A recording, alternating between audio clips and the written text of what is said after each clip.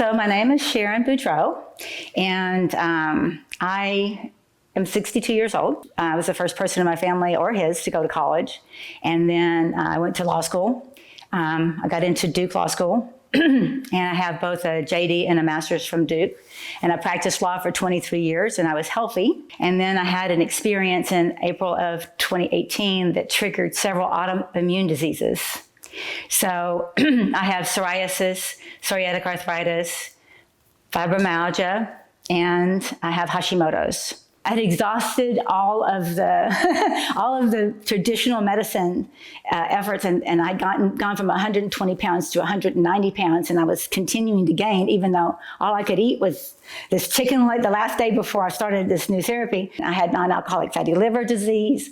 All of my major medical things, like your kidneys, were red, and I'd had inflammation for 5 years of over between 5 and 7 times the maximum amount that you're supposed to have.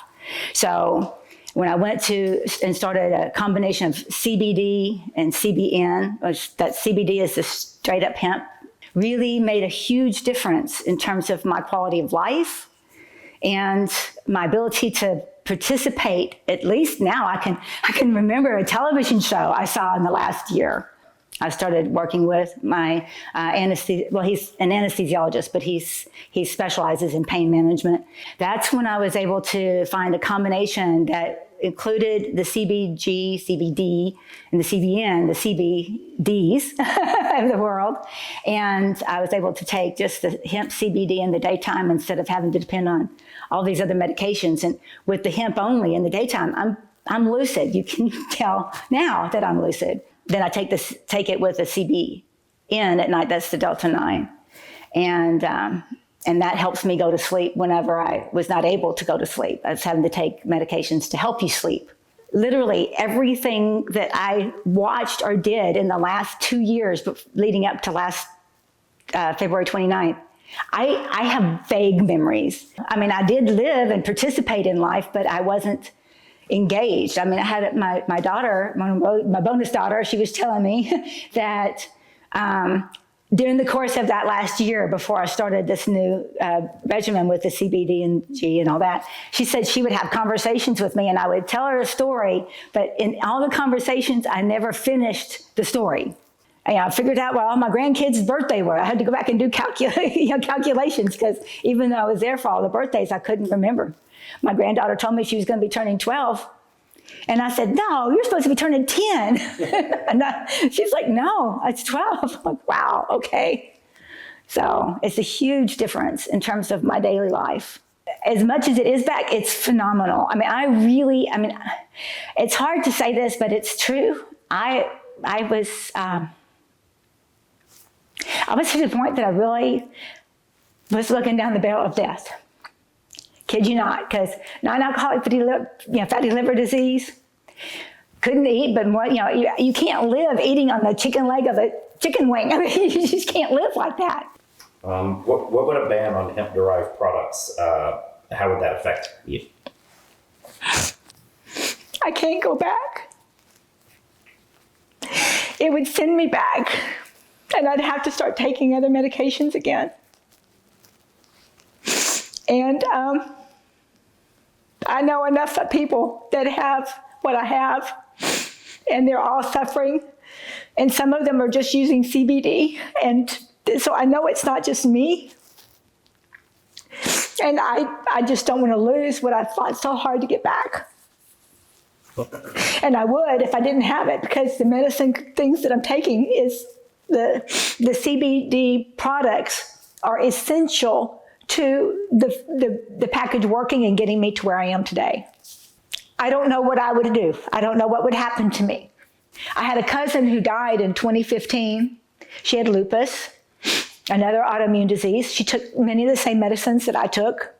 And she was so devastated and so miserable. A part of me just really wishes she could have just had this. And I don't think that anybody should be put in that situation when you've got something that is so clearly positive for inflammation, so clearly positive for dealing with PTSD and depression and insomnia and all this plethora of issues that are wrapped in around these autoimmune diseases, or people who come back from war and they're dealing with PTSD, all these different things. You need to have the availability of CBD. And if you don't have it, then people won't have a safe alternative to medicines that don't work, that only debilitate you.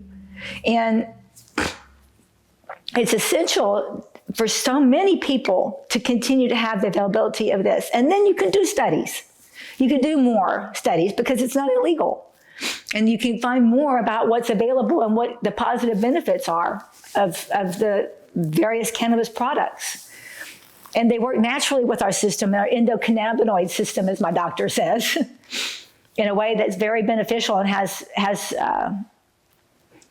far-reaching benefits that's very hard to quantify. But we need to continue to have it available so we can quantify it and we can figure out what's the best way to go forward. Well, the main thing I want you to understand is that there's two sides to this situation. And I'm a grandmother. I've got kids and grandkids. I do not want them having free access to this stuff. At the same time, ripping it out and making it unavailable is missing out on the other part of the picture.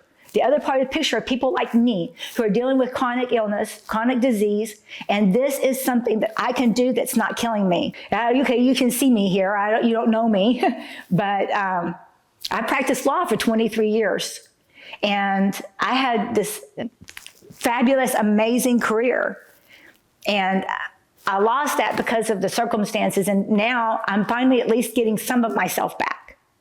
So just like anything else, we need to address this with a balanced point of view, considering both the risks and how we can mitigate them and the potential benefits and the actual benefits from that you can find from talking to people and see. And I actually have documented, objective criteria, proof of the impact of the CBD with, for example, the C-reactive protein going down from 40.3, well, it's 13.9 now.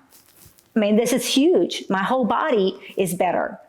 Marijuana has been the big boogie bear for a long time, and that's not the right place for it to be, because we've lost the benefit for decades of people having the opportunity to have a better quality of life and maybe even a longer life, because taking it off the table really is a non-starter, because people like me, we need that CBD access. So please do not take it away, because you're not just, it's not just me over here. There are thousands and thousands of people that need this medication, and they're dependent on it. Please don't throw the baby out with the bathwater. We all know the problems that causes. Moreover, if you decide to go back and make it illegal, all you're really doing is doing a favor to those cartels that now we call foreign agents. And I don't really want to give them more money. They've already got more than they need. So let's be real here, okay? Let's find a realistic, practical solution, balancing both the risks and the benefits.